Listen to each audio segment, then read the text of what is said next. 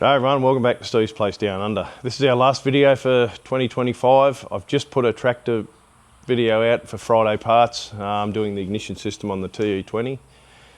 So that may clash with this one a little bit, but it doesn't matter. The right people will see this. This will never go viral, a video like this, but the people that follow us truly and are fans, that they will watch it. So I'll do a bit of a walk around, show you what we've been doing. I haven't been doing much with trucks over Christmas. I haven't even been near the phone.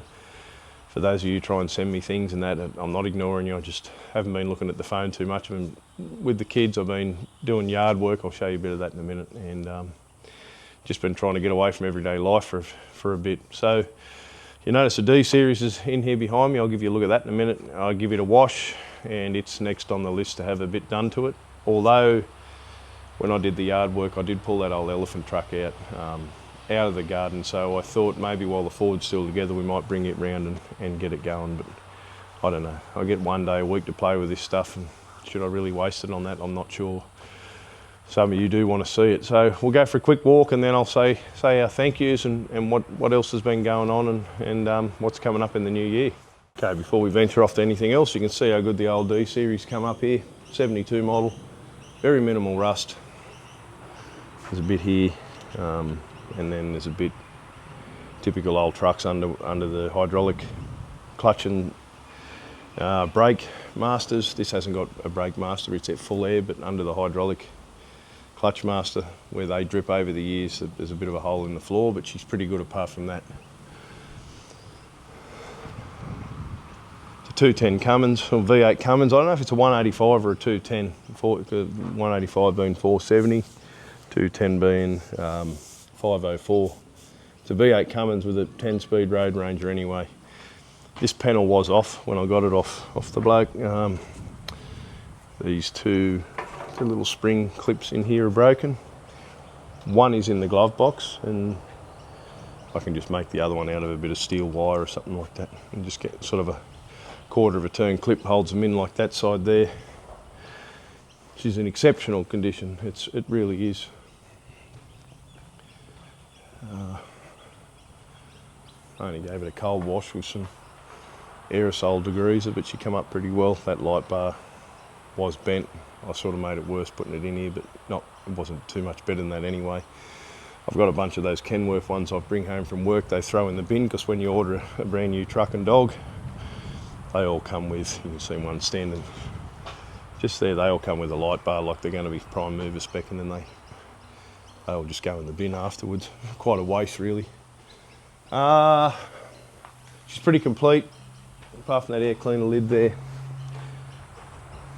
which will not stop it running. Thank you again to Alistair.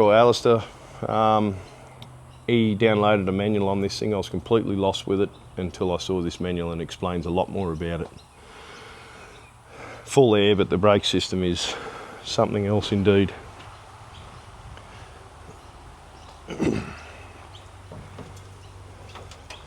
That's her inside. You can see how good she come up. I pulled look at that hood lining, it's just beautiful.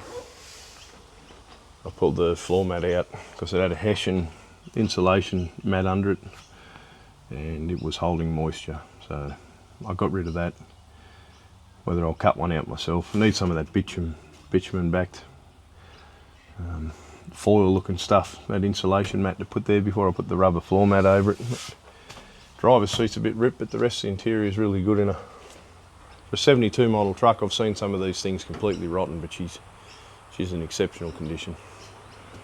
And that door doesn't shut, this just spins. So that will be registered sooner than later. TE20, won't say too much about that. It is going, I have used it. I had to bring an I-beam up that I had down the back the other day to straighten a bucket for a bloke, and I used that to drag it up, and it ran beautiful. So there's more coming up on that, and I do have the lift arm. You can see it leaning up against there, so there's one more. After this series is finished, I tacked another episode on, so that'll be early next year. Might even film it today. So that's happening with that. Okay, through the week, I've done 12 loads with that out of the creek. It's got really black soil in the creek here at my place, so couple load of like clay sort of stuff I took up to the house to build the yard up, and then we top dressed it all with this black soil. So I used it, and the New Holland, she went really well. Started, it performed, it done everything it had to do, and turned it back off. So that's a Albion, I think that one is, with a 400 Leyland in it and a 12 speed. So it's a really good little truck. Thanks again to Mark for donating that one, and I actually heard from him again. Well, I've got this up this end. I heard from him again only this morning. I spoke with him. We sort of talk on the phone here and there. I've been down to see him a couple of times. He's that mate of mine with the buses down in Nowra. A beautiful bus collection. And when I got this AEC with the ergo cab on it, he said he's got a lot of spare parts to finish it off. Now you'll see on this one here, like that lower surround, I believe my mate still has that, who I bought it off, but Mark said he might have that too. These rear quarter filler guards here, he said he may have those. I think it's required both sides. Yeah, it is. Oh, that one's there, it's just bent down. The door, you can see that's a bodgy handle been put on there, but just bits and pieces like that. She's in pretty good order too. Runs good, this one, drives good. I don't know what I'll ever do with it. It tips up. Does everything it's meant to, so I think, not that I'm a massive fan of these trucks, but when they're in condition like that, I think everything deserves preserving, and if there's a bunch of parts on offer that it's easy accessible and it's going to be more content to put out, and it'll make it a complete truck. So it's obviously a twin steer, so that's a AEC Marshall. People do argue it's a major, but it's not. It's got the smaller diffs in it. So these were made sort of to compete with the twin steer Volvos, F86s and those sort of lighter trucks in that time. So it is a Marshall. The numbers line up exactly to be a Marshall. So Marshall Light 8 they're called, really. Lightweight 8-wheeler. There you go. D2 I haven't started yet, that's not mine, it's my mate Josh's. Nothing's been going on in here this year. Some drums oil in there, I sneak in and take a bit out of here and there, but not much happening in there. This little loader I haven't used since that video. Actually, tell a lie, that same day I drove it up the hill there and to see how it'd dig, but it stopped about 3 foot off the heap and started spinning the wheel, so it's the most useless thing I've ever sat in, but still unique to the collection. Front wheels have got no water in them. I may put a set of forks on it. I don't have a set, I've got a set of tines but no frame, so it'll be more use to me with that on. I've got enough loaders, plus it's useless. I think they were built for, you know, landscape yards and stuff where they're on a concrete pad, just digging off a concrete floor out of bins and stuff like that. But, you know, I still really like the look of it. The Volvo, we got the rear diff done up. This is a G88. Rear diff was done up in this one. Of course, it was full of metal. Still got no drive, so we're going to pull the power divider out now. And he's got a mate that does them up, so then she'll be going on the road. This isn't mine, although it is here. We'll be just working on it, and it'll be registered soon enough. The Volvo, bloke by the name of Steve, reached out to me and said he used to go in that with his father when he drove it, brand new for Ingham's Chickens, and that meant a lot to him. So he's since found a bonnet and a cab for it, and he's going to take it home and restore it back to how it used to be when him and his father drove it. So it's sometimes worth keeping these. I only bought it for the fuel tanks, but sometimes worth keeping these things just for in case something like that happens, and better off sitting there waiting for someone like that than going in the scrap bin, and in this case it did. So he's going to restore that. So that'll be great to see. Hopefully it gets finished. Scraper video came, that second scraper also came with a 471 and a electric motor. we lifted that out and then we haven't put it away since. And here's where I put the 471. Got the generator and the clutch on it. So 2-stroke Jimmy. I'm going to use that muffler on the elevator one I've got. So they've got the generator, then the clutch behind that, then the transmission. But that more of this one will be in when I do the start up on that second Latorno Westinghouse. And there's a box of bits, switches and bits and pieces that came with it. More switching here and the seat which I left off. I've been tempted to come down and give this old Blitz a go too. Side valve V8 and it is locked up, but I've had it soaking in ATF now for a couple of years actually. When I first got it I soaked it and haven't been back near it, so that'll be another good one to fiddle around with. She's got the 59AB in her, I think it is. My family used to run these Blitzes in the bush. This one was never my family's either. The one up the top with the Chev in it was. This is a Ford. I've never had it going. I'd love to. So if you are new here, we've got a lot of stuff to share, a lot of stuff to play with. We don't get massive views, but I'm trying to, so we can get this channel happening and maybe do some more with it. There's a lot to see here. Actually, this pink Mac, I've got a bin lifter on it. My mate rang me yesterday. He said, does it go and does it work? And seems to think he's got a job for it. So maybe later today when it's time for a beer, we might get her going to see if it all works again. Just take that tray's only sitting on there for storage. It's an actual bin lift. So it goes down and ratchets the bin up. It's an R-model Mac. He wants to tilt it up and use it for pulling on some concrete slabs or something like that. It may work, who knows. Be good to see it used. More of the stuff we play with here, if anyone's interested. I just recently done that ACO video and people were talking about the little short bonnet one they had before it, and I've actually got 4 of them. One's pulled in a million bits. The chassis of it's over there somewhere behind this 8-wheeler. 6354 Perkins in that one. It's got a UD5 Nissan diesel 2-stroke in it, and that's a 345 V8 petrol. So I've got a few of those older Acos as well. There's one up in the shed in mint condition. The cab's near perfect. Pulled apart, which I was going to make an 8-wheeler out of, but now I might use a 6-wheel. You can see that straight line between that tractor and that crane down there. That's the bumper off it. The Lantana's covered it up. It's a good chassis. But, you know, I've got that many projects. That's why I want the channel to run a bit better, so we might be able to free some time up and do some more of it.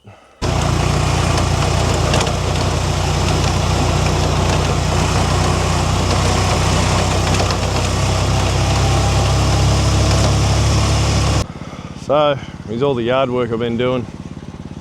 That's where the elephant truck was in the garden there. Kids keep finding it with their bikes where I water, but anyway. Hoping to get some grass on there. It's all been planted, all been fertilised. Some grass on there before it rains, and next time I mow there mightn't be as much dust. Then I've got to do all out here. It's just such fine dust. So, here's the old elephant truck.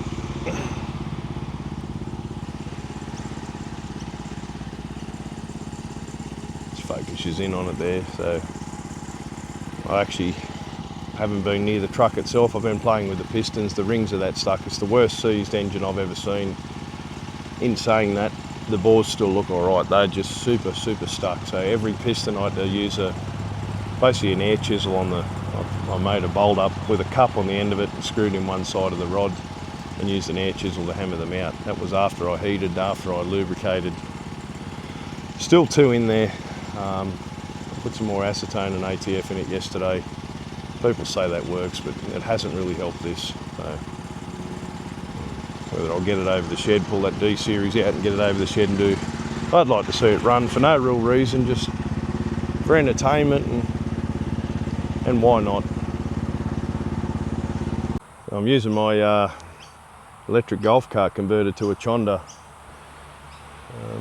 So kids have got the other golf cart taking all the Christmas presents down to a semi-trailer we store everything in, so they're using that. I thought I'd give everyone the tour in this magnificent piece of equipment. So I've had a few asks about the scrapers, when I'm going to work on those. I have worked on those and they're both going. Due to no interest in the videos I put up of them. Very minimal views for such unique machines. I thought, oh well, I'll just put the music on and have a couple of beers and do it without filming it, which I did, and I really enjoyed it. So, open bowler here. I've got them both displayed out the front because I haven't got a shed down the back anyway, and they're under the trees, so I thought I'll leave them out here till we can get a shed up. At least a roof to cover most of them.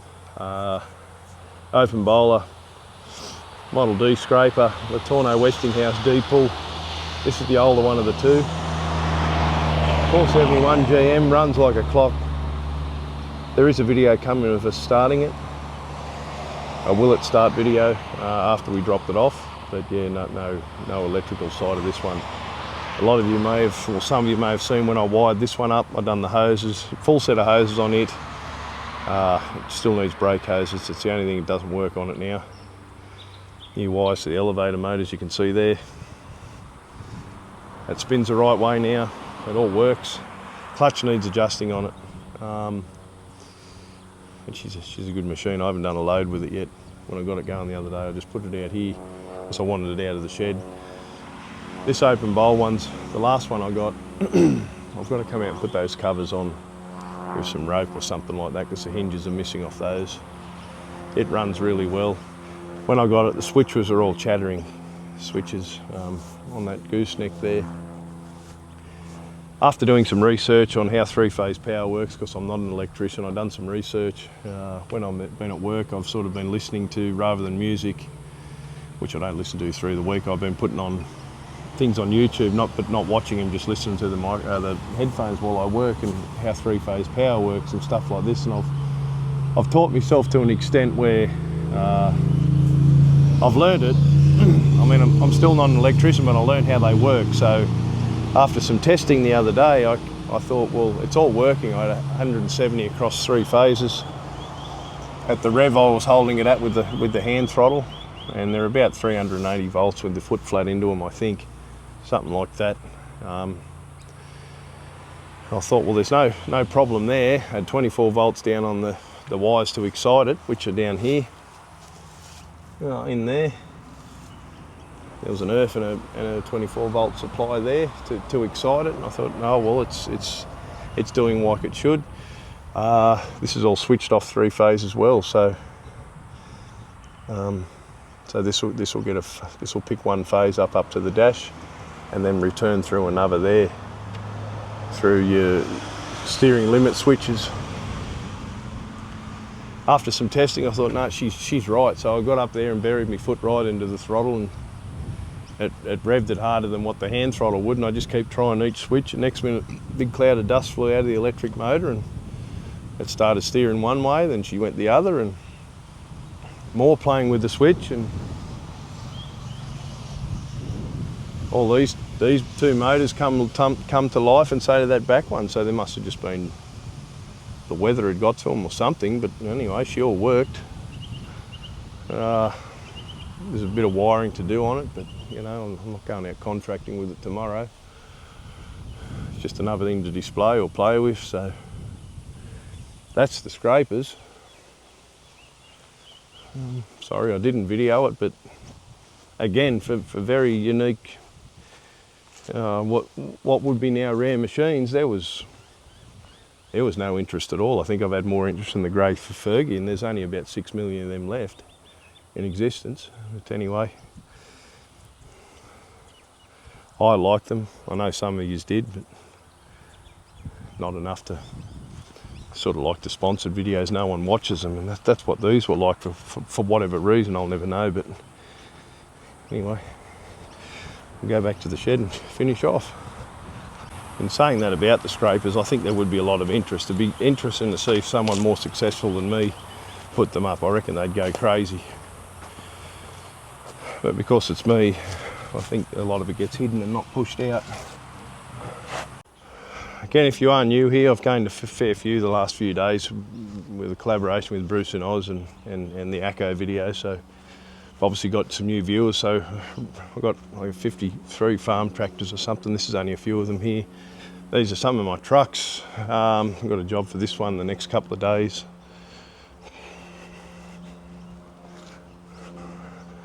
There's a 400 Transtar there, fairly unique. I think they're even rare where they came from, over in Emeryville in America there somewhere. Flight 4000, a couple of old cab over Kenworths there, another one out there, that's an 8-wheeler. I've got a job for it too. I don't know when, a couple of weeks time, a week's time, not sure. Just more of what we do here. I'd like to share it with more people, so if you can get the message out. I did back off at the end of last year, Drew, just through lack of viewership and stuff. The DFL was putting in just sort of wasn't going anywhere, but we're still trying, but just not as much. We've got a 4070 here. It's a complete truck without windscreens now. I had a good lead about 4 or 5 weeks ago, but that seems to have fizzled out somewhat. Any lead I get for glass for it just basically dissolves. The reason haven't got it on the road yet is because of that. I can't bring myself to work on it without that glass being there. It just seems like a waste of time to me. Okay everyone, I'm going to end this video here. I'll do a bit of a yap first. I've got 4 more pickups to do over the next few weeks. One's a trailer, I think I've got a Mack R600 coming in very good condition. Another D series, an old fire truck, and possibly a Cat track loader. None of it's 100% confirmed yet, but you know, that could be coming up. That all will be videoed, except maybe the trailer, because that may come home unregistered. We'll see what happens. So I may not video that. That could have been the job for that truck that I was talking about. Excuse me. I did a collaboration with Bruce and Oz. You may have seen his part of it. I'm going to release my part in the next week or so, due to not being released together. I thought I'd let his die down and then we'll put mine out. So you'll see Bruce and Oz and Steve's Place Down Under on the bottom of that as a collaboration. So we're going to try and post as regular as we can in the new year. If you don't see that, there could be a reason behind it. Now, just make sure you look us up. If you haven't seen us for a week or two, just type it in and see if we are still there, because with that Red ACO video I just did, I got one of the worst comments I've had to date. And if any of you've seen that, you'll know what a laid back, very cruisy video, no nonsense it was. I was replying to one of my mates, he's a very good supporter of mine, Anthony East. He said what good a condition the truck's in, and I wrote back explaining it's the best I've seen for an unrestored ACO. They all rust out badly, and then this bloke, he got on there and basically just started abusing me through comments. Basically, Happy New Year, you clown, and all that at the end of it, and over just saying how nice a nick this truck was, and it is, and every one of you that commented wrote that. So he pushed me that hard and was that nasty to me, this bloke, just for that, and I kept it. Any of you want to see it, please ask for it and I'll show you. He pushed me that hard, this bloke, and I don't put up with shit like that. So I wrote back, and then he pushed me till I wrote back, and then he reported me. So it was a couple of days ago now, but I don't know I don't know what happens when that happens. So if you don't see me pop up, please look, because we will still be there, unless something happens on this end that they stop us from posting. But yeah, I wasn't putting up with what this bloke said to me, and basically I got ripped off, and you shouldn't have paid. I didn't buy it. It's still over there. I didn't buy it. I'm not going to buy it. I just had to start it up and move it, so I thought I'd show everyone. And this bloke was, I went on there, and he has got a channel but no content, just 28 subscribers now. I was going to give it back to him on there, and my missus basically stopped me. She said, no, you'll get your channel cancelled. So she deleted all the comments, and I like leaving it up there, so hopefully one of you blokes might see it and give it back to him as well. But he pushed on a few, he commented a couple of times. I thought, I'm not putting up with this. And he was that nasty, and any of you that know me personally know I'm never ever against anyone. I treat everyone with the utmost respect unless they don't do that to me. You know, I'll help anyone I can, but when they judge off a 5-second clip, and I don't even know why he said this to me, but I would say he was just jealous, but he was that nasty, like he was unbelievable. So anyway, if that happens, that's where we've gone. He dobbed me in for writing back to him. He basically couldn't. The gutless parasite couldn't handle his own medicine. I don't put up with oxygen thieves like that. I don't. So that's where we'll be if that happens. Now, again, on a lighter note, thank you to everyone that supported us. I did get rid of memberships and Patreon. That's all gone. It was too much. It's not about the money. I appreciate everyone helping me, but there was additional content that I couldn't put out. I'm struggling to get time to put the everyday stuff out, so well, normal content out. So thank you to all those people. There are still some people sending me super chats or super thanks, whatever you call those. That bit of money, that's excellent. Thank you to all those people, and do keep an eye out on collaboration stuff too. There might be a few coming up this year, especially the Bruce and Oz one that's coming up, and he may even be coming down here to spend a few days with us. So very good channel, very, very nice family. So thanks everyone. Thanks for the year that it has been, and all those new subscribers and people that got us to where we are. And we hit 40,000 on one day through the week. So since I've been off, I turned 41 on the 21st of December, and then Christmas came, then we hit 40,000 subscribers. I mean, it's not massive, but it's great. I just wish it meant that many views each episode. And then we've had, obviously, between Christmas and New Year, I've been doing bits and pieces, and that ACO video's been posted, and that's doing okay. And then Friday Parts was posted this morning. This one will be posted within hours of me doing it, you watching it, sort of thing. And then it's the 31st of December today, so Happy New Year to everyone, Merry Christmas to everyone, and hopefully I'll see you and a lot more people in 2026.